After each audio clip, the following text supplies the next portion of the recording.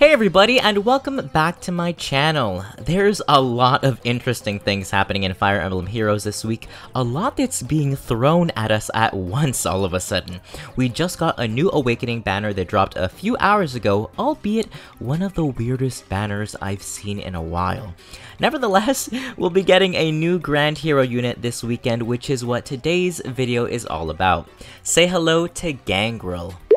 For those of you who don't know or who haven't played Awakening, Gangrel is one of the recurring antagonists and is a boss in one of the later chapters. He's finally making his debut into FEH as an infantry dagger unit, and a colorless one at that. Many of us, myself included, suspected that he would come in as a red dagger unit, since Gangrel has actually made an appearance in FEH as one of the enemy units in Lost lore. Still, colorless is a fantastic color for him, as it ensures that he doesn't have any triangle disadvantages.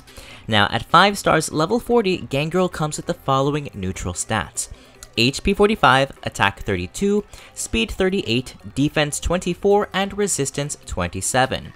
Overall, a pretty solid stat spread. His attack is fairly low, but with his personal weapon that we'll talk about in just a moment, dealing damage shouldn't be too much of an issue for him. On the other hand, 38 base speed is fairly respectable and can definitely be exploited with the right skills.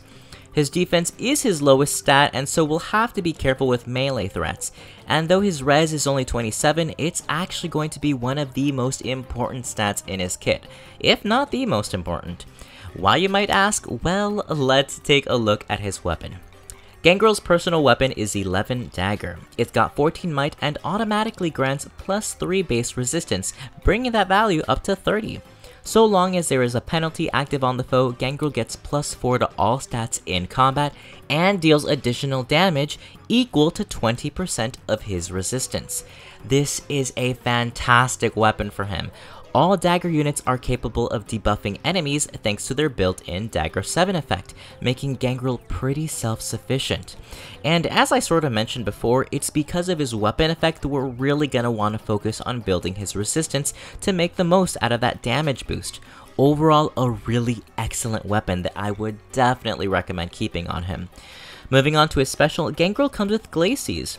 Glacies has a cooldown cost of 4 and scales its damage boost off of the unit's resistance, which is appropriate given everything we just said. I typically prefer to use specials with lower cooldown costs, so I may or may not replace this later on. Jumping over to his B slot, Gangrel comes with Chill Attack 3, which inflicts -7 attack on the foe with the highest base attack on the map, wherever they are.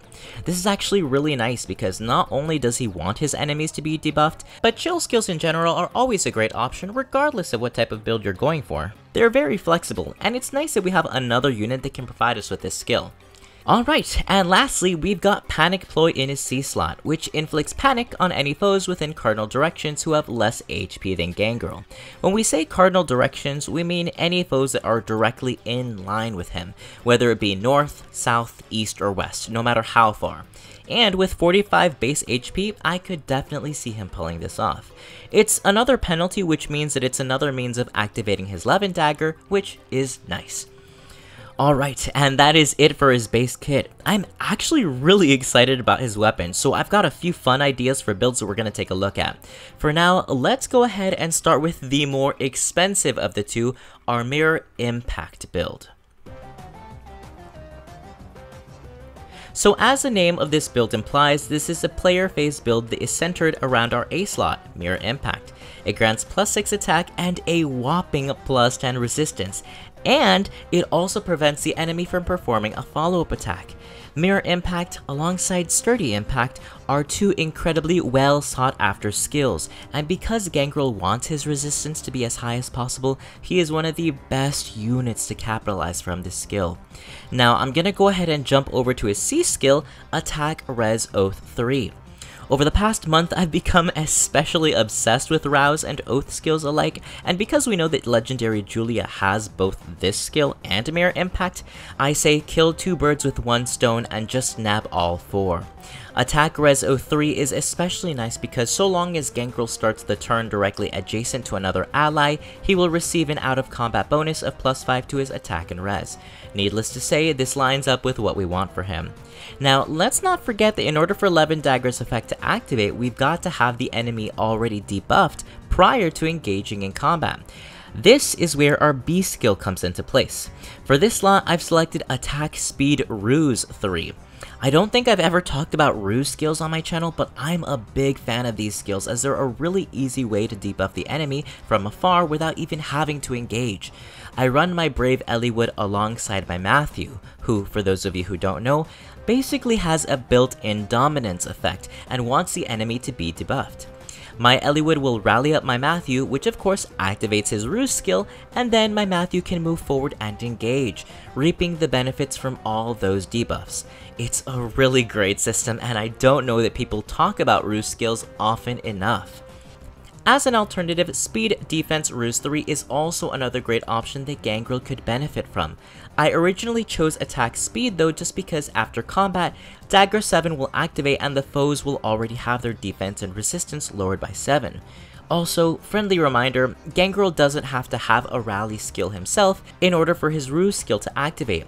Someone else can rally him instead, which is why I plugged Reposition in. But if you wanted to, you could always slap a rally skill on him instead, whatever suits the needs of your team.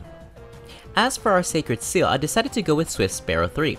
Mirror Strike isn't available yet in the Forge, and so I figured this was the next best option as it's obviously a player-phase skill and grants him some extra speed to help secure the follow-up attack.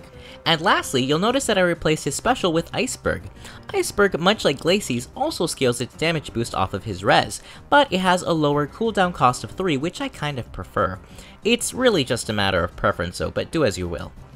Alright, and that wraps things up for build number 1. This is obviously an expensive build, but I do think that it synergizes beautifully, and I'm especially in love with the idea of being able to get both his A skill and C skill from one Julia. Moving on, let's take a look at our second build, which is going to be a slightly different take on a traditional Vantage build.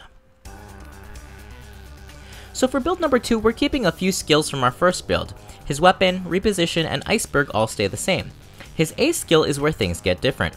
For this slot, I've selected Attack Res Push 4, which grants him plus 7 to those respective stats, so long as his HP is above 25%. The catch is that after each round of combat, he takes 5 damage, slowly whittling his HP away. However, this can work to our advantage, get it, when coupled with his B and S skills. In his B slot, we've got Vantage, an enemy phase skill that allows the user to counterattack before the enemy's first hit, so long as his HP is below 75%. This is a tried and true combination: Fury and Vantage, Fury and Desperation, Fury and Wrath. It's been done before, but it works. Brazen skills are another great addition that synergize beautifully with this strategy, which is why we've added Brazen Attack Res 3 in his S slot.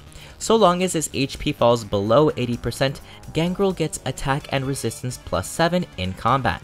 When you combine that with his push skill, you're looking at plus 14 attack and resistance. His iceberg is gonna hit really hard, and so long as the enemy is debuffed, he'll get a lot of mileage from the Levin Dagger's effect. Speaking of which, I threw in Attack Smoke in the C slot for the sake of making the build a little bit more affordable. Since this is an enemy phase build, it does allow him to take less damage when his foes are able to land a hit. Of course, I think that Panic Smoke might also be another great option for him, or even his native Panic Ploy. This slot is fairly flexible though, so go with what you have.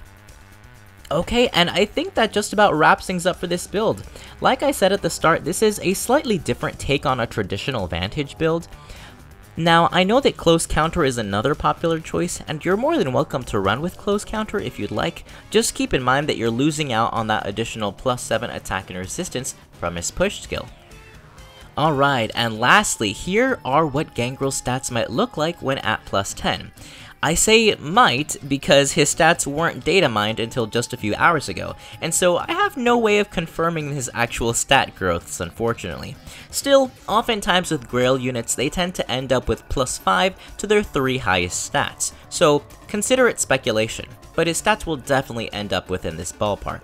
And to be quite honest with you, just based on his weapon, I definitely recommend merging him up. This is easily one of my favorite personal weapons that we've gotten in a while. Alright, and that is it for today's video. I'm sorry if this was longer than usual. I might have gotten a little carried away with that first build, but what can I say? He's a really cool unit, and I'm actually tempted to build him up despite how terrible the things he does in Awakening are. What about you? Do you guys plan on building him? I'm on the fence, but I'd love to hear what you guys think in the comments below. Anyway, thank you so much for watching. If you like what you see, please consider giving this video a thumbs up, like, subscribe, comment below. Any activity helps me out with the algorithm and I'd really appreciate it. And if you haven't already, consider joining our Discord server. We've got a great little Fire Emblem community in there and we're always welcoming new people. Invite link is in the description below. Thanks again for watching, everyone. Until next time. Peace!